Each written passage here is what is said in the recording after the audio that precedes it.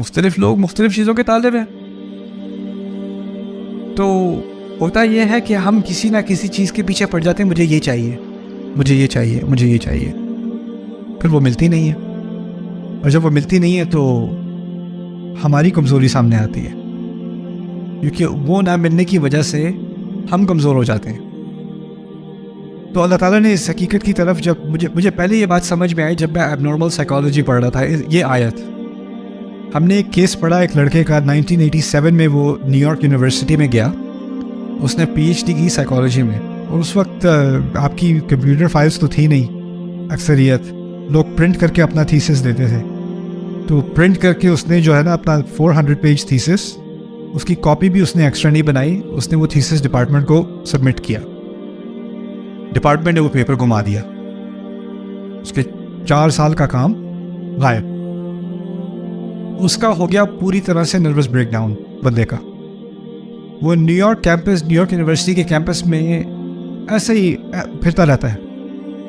10-15 سال وہ پھرتا رہا ہے, وہ پھرتا رہتا ہے, کہتا ہے یہاں پر مت جانا, یہ لوگ تمہارا کام چرا لیں گے, یہ سب جھوٹ بولتے ہیں, don't waste your life, don't study hair.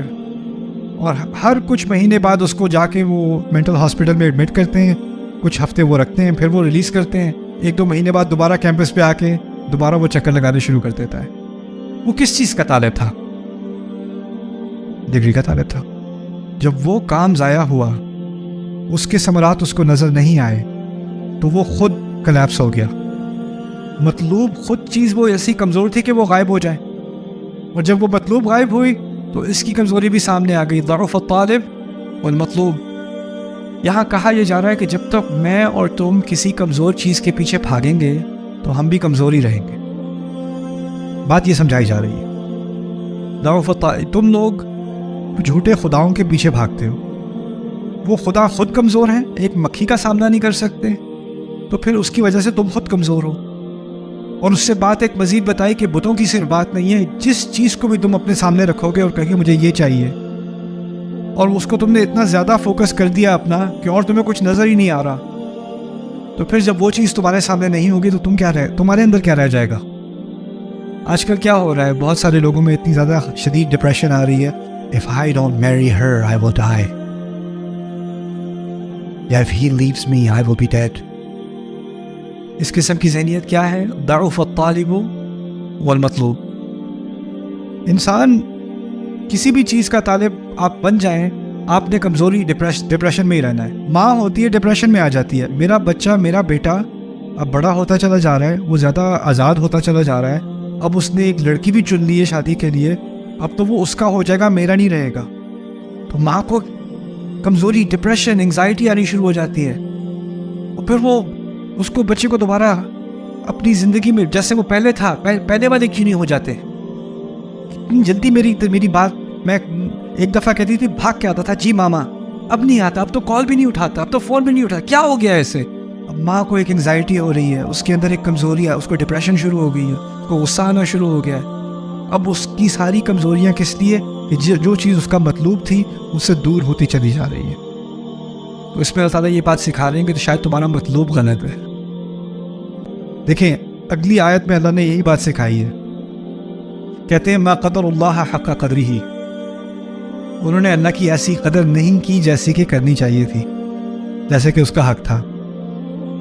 کیا بات کہی اشارے میں؟ تم ہر کمزور چیز کے پیچھے بھاگتے ہو, تمہیں بھاگنا چاہیے تھا کس کے پیچھے؟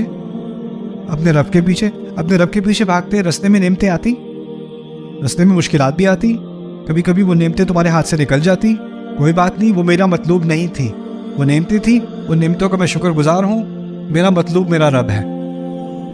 رستے میں نعمتیں آئیں گی, وہ میرا مطلوب نہیں بن جائیں گی. ان چیزوں کو میں ان کو پسند بھی کروں گا, ان سے محبت بھی کروں گا, لیکن وہ میرا فائنل مطلوب نہیں ہے. یہ نعمتیں انسان کی نعمت, اولاد کی نعمت, والدین کی نعمت, زوج کی نعمت, دوستوں کی نعمت, پیسوں کی نعمت, رشتوں کی نعمت, یہ ساری نعمتیں جو ہے نا, یہ نعمتیں ہیں, لیکن یہ مطلوب نہیں ہے, یہ اصل گول نہیں ہے. یہ آئیں گی اور یہ جائیں گی.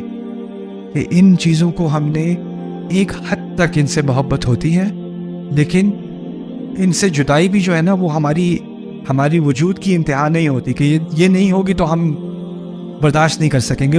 کچھ جی نہیں پائیں گے۔ اگر یہ امت رسول صلی اللہ علیہ وسلم کے وصال کو برداشت کر سکتی ہے نا، تو اس کے بعد وہ کسی بھی چیز کو برداشت کر سکتی ہے، کسی بھی چیز کو۔ اب یہ ایک درس ہے اللہ تعالیٰ کا۔ تو یہاں پر یہ بات سکھائی جا رہی ہے شرک تو ہے بتوں کا، لیکن اور شرک جذباتی ہو جاتے ہیں۔ ہم جذباتی طور پہ کسی چیز کو اپنا الہ بنا لیتے ہیں۔ اسی لیے اللہ تعالیٰ نے ایک خطرناک باطل الہ کا جو بیان کیا ہے سورۃ الجاثیہ میں، وہ ہے ارأیت من اتخذ الہہ ہواہ، تم نے دیکھا ہے جس نے اپنی خواہشات کو، اپنے خواہش کو اپنا الہ بنا لیا۔ وَأَضَلَّهُ اللَّهُ عَلَىٰ عِلْمٍ، اور اللہ نے اسے گمراہ ہونے دیا علم ہونے کے باوجود۔ تو اسی لیے ان آیات کو میں مثال تو آپ کو سمجھا رہا ہوں، لیکن ان کو دل تک لے جانا، اندر تک لے جانا، کہ ضعف الطالب والمطلوب، انسان اتنا کمزور نہ بن جائے کہ وہ کلیپس ہو جائے۔ اور پھر اگلی آیت میں کہا انہوں نے اللہ کی قدر نہیں کی جیسے انہیں کرنی چاہیے تھی۔ ان اللہ قوی عزیز، اللہ قوی ہے۔ دیکھا اس آیت میں ہمیں کمزور بتایا، اگلی آیت میں اللہ کو قوی بتایا۔ اور کیونکہ اللہ مطلوب ہے، تو جب مطلوب قوی ہوگا تو آپ کیا ہو جاؤ گے؟ آپ خود قوی ہو جاؤ گے۔ اگر آپ کا مطلوب ضعیف ہے تو آپ خود ضعیف ہو، اگر آپ کا مطلوب قوی ہے جو کہ اللہ ہے، آپ قوی ہو جاؤ گے۔ اللہ تعالیٰ ہم سب کو، ہمارے دلوں میں اللہ کو خود کو مطلوب بنائے اپنا۔